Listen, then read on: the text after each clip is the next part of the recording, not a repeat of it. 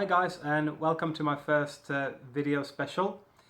I will make these videos every now and then if I feel like I want to talk about something else than just a specific snus for a review.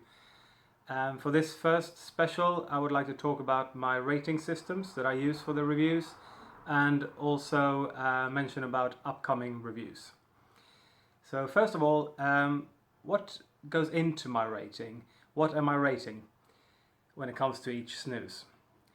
Well, I would say close to 100%, not 100%, but most of it is about taste. Taste is king, and how long the taste lasts as well.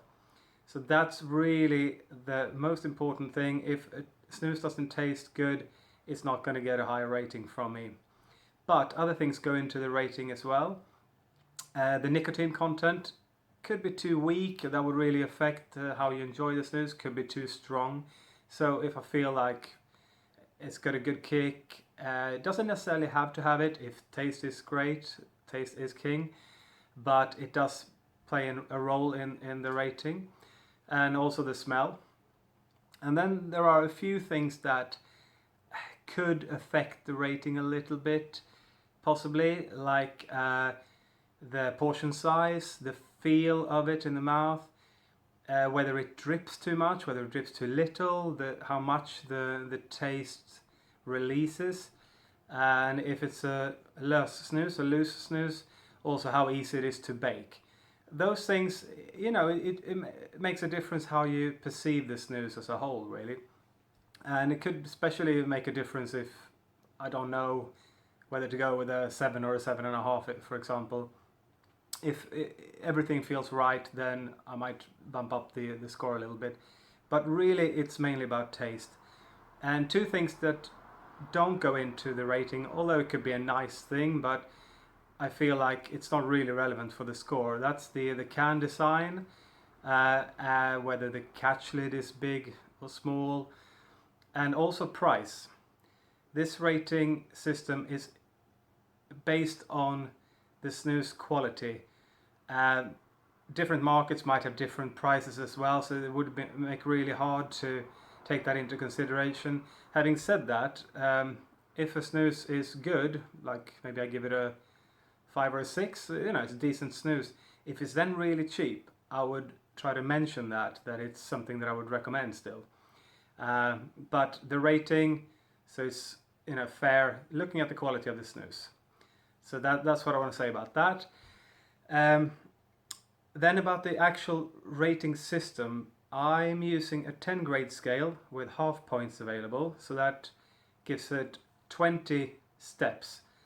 So the lowest score possible is 0.5, the highest score is 10. And you might wonder, why am I using such a big scale? Well, I was reviewing beers for a while, and I reviewed a lot of different beers. I find that the 1 to 5 scale with no half points is not sufficient for that, at least. And I wanted to use the same scale for this. It makes it really hard in the beginning to get the ratings right, actually. You really have to think about it and use your experience from what you've had before. But once you use more snoozes, the list gets bigger and bigger, and then you can see, for my own sake, I can see which ones I like more than others. So it becomes more of a detail scale without being too crazy. I've seen some beer reviews using a 100 scale, and it becomes a little bit silly. What's an 86 and what's an 87, for instance? So, but the 20 scale, so, well, 10 scale with half points available, that's what I'm using. So now, with amazing next generation graphics, I will show you a little bit more about how that rating system works out compared to 1 to 5 scale, and I will also show you some upcoming products for review. So this is how my scale translates to the 1 to 5 scale. First we got 0.5 to 2, and that's the equivalent of a 1, and those are the bad failed snoozes in my view. Unfortunately, Odin's extreme portion fit into that one. Maybe it was a faulty can, so I need to try it again, I think. And that's the only one I've ever had, actually. Then we got the 2.5 to 4s, which is the equivalent of a 2.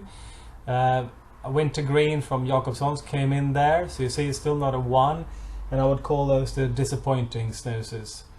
Then we got 4.5 to 6, which is the equivalent of a 3, where a lot of the products would go in. So that's pretty good to good, actually. And the Wow Sunny Honey came in there at a 5, so maybe that didn't sound that good, but that's a 3. Then we got the 6.5 till 8, which is the 4. And those are the very good to great products. And Grov Lös came in at the great range there at an 8.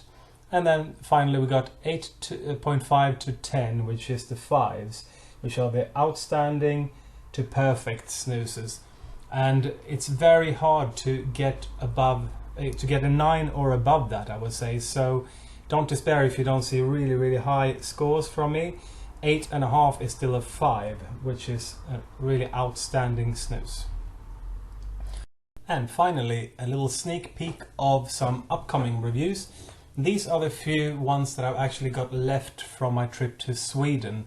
So I will incorporate them with these new ones that I just got an order from Top Snus, and there's another order coming soon from Northerner as well.